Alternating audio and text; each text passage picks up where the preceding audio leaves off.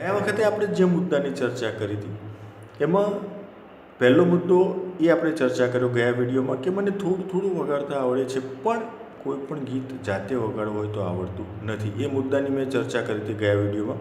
આજે બીજો પ્રશ્ન આપણે લઈને તૈયાર છીએ કે મને 10 થાટથી અલંકાર વગાડતા આવડે છે, પણ મારે ગીત કોઈ વગાડવું હોય જાતે તો હું વગાડી શકતો નથી. હવે આ એક મુદ્દો એટલો બધો વારંવાર ચર્ચામાં આવે છે, વારંવાર મને પૂછવામાં આવે છે કે મને થયું કે આ મુદ્દા ઉપર વિડીયો બનાવવો ખૂબ જરૂરી છે. હવે એક વસ્તુ મિત્રો તમે સમજો કે તમે ધારો કે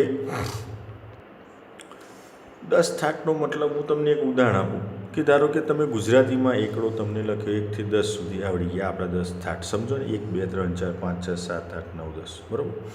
પછી તમે હિન્દીમાં 1 2 3 4 5 6 7 8 9 10 હિન્દી ભાષામાં તમે લખતા થઈ ગયા 1 થી 10 સુધી. પછી ઇંગ્લિશમાં તમે 1 થી 10 સુધી લખતા થઈ ગયા. પછી ફ્રેન્ચમાં 1 2 3 થી 10 સુધી લખતા થઈ. આવા 10 અલગ અલગ ભાષાઓમાં તમે 1 થી 10 સુધી તમને લખતા આવડી ગયા, તો એનો મતલબ શું એવો થાય કે તમે 10 ભાષાઓ લખતા અને વાંચતા આવડી ગઈ. ખાસ મુદ્દાને સમજજો મિત્રો. આ મુદ્દા માટે ઘણા યુટ્યુબરો એટલા બધા ગોળ ગોળ ફેવરે છે. કાયદેસર હું પણ એક યુટ્યુબર છું, મારે ન કહેવું જોઈએ, પણ છતાં આજે આ વસ્તુની ચર્ચા કરવા બેઠો છું તો સત્ય તરફ આંગળી ચીંધવી એ મારી પોતાની ફરજ સમજીને તમને કહું છું કે તમે કક્કાને અથવા મેં તમને કીધું 1 થી 10 કે 1 થી 100 સુધી કે 1 થી 1000 સુધી તમે અથવા તો કક્કો તમે 10 ભાષામાં તૈયાર કરી દો તો તમને 10 ભાષાઓમાં લખતા વાંચતા આવડે નહીં.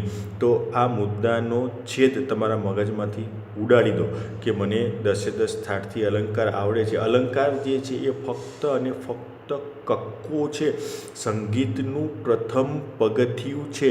જેમ આપણે બાળકને સ્કૂલમાં કેજીમાં બાલ મંદિરમાં ભણવા બેસાડીએ છીએ તો બાલ મંદિરનું 1 વર્ષ પૂરું થાય એટલે એ 12મું ધોરણ પાસ નથી કરી લઈ શકતો મિત્રો. આ પ્રથમ પગથિયું છે, પ્રથમ સોપાન છે. ફક્ત તમને સ્વરો તમે ઓળખતા થયા છો કે આ સા છે, રે ગ મ પ ધ ની, બરાબર છે. તો જો ફક્ત તમે પહેલું પગથિયું ચડ્યા હોય, તમે ગબ્બર ચડતા હોય, સમજી લો કે તમે કાઠિયાવાડમાં છો તો જૂનાગઢનો તમે ગિરનાર ચડો છો તો શું પહેલું પગથિયું ચડ્યા એટલે ગિરનાર તમે ચડી ગયા? નહીં.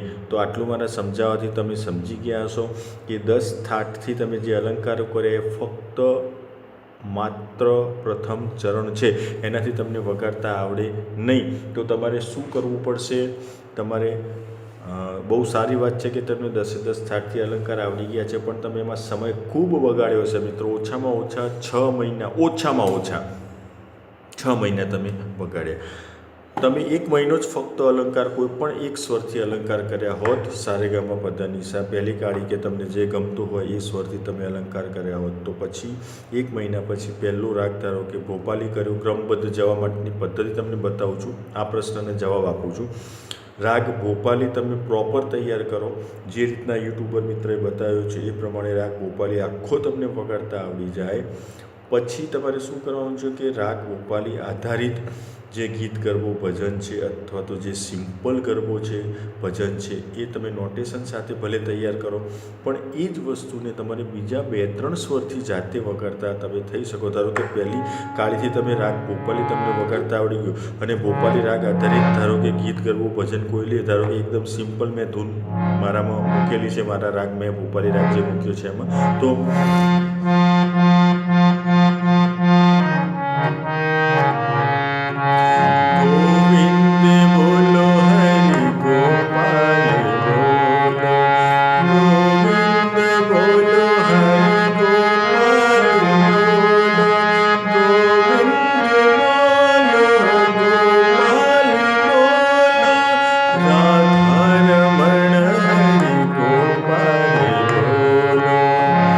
પહેલી કાળીનું સારી ભોપાલીના પ્યોર ભોપાલી ઉપર આધારિત છે આ ધૂન. તો તમને પહેલી કાળીથી ખબર પડી ગઈ અને પહેલી કાળીનો સ્વર છે પણ ઉપરથી અહીંથી ગથી. તો આપણે શું કરવાનું છે કે ધારો કે ત્રીજી કાળીથી આપણે એને બેસાડવું છે, ત્રીજી કાળીનો સા છે તો આપણે એને જાતે બેસાડવાની બીજા સ્વરથી કોશિશ કરવાની. ધારો કે અહીંથી સ્ટાર્ટ કરવું છે, આપણે અહીંથી સ્ટાર્ટ થતું એમ છે કે અહીંથી સ્ટાર્ટ કરવું છે.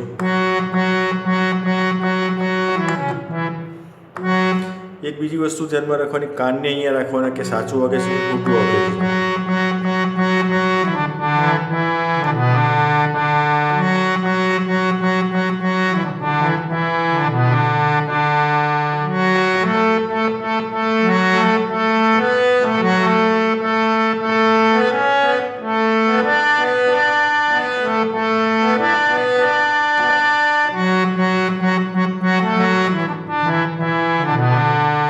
આ સાથ થઈ ગયો.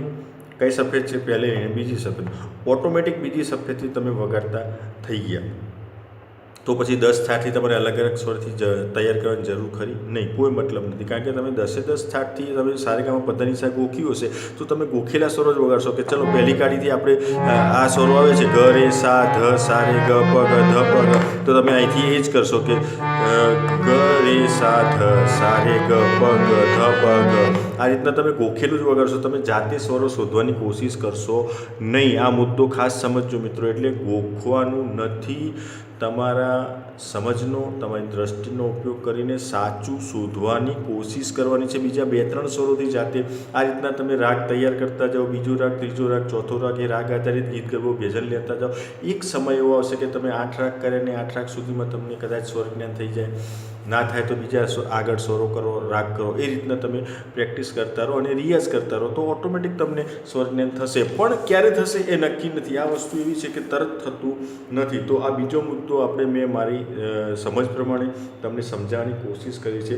શક્ય છે તમને સમજણ પડી છે, ના સમજણ પડી હોય તો મને ચોક્કસ મેસેજ કરજો. મારો વોટ્સઅપ નંબર નોંધી લો 7043872078.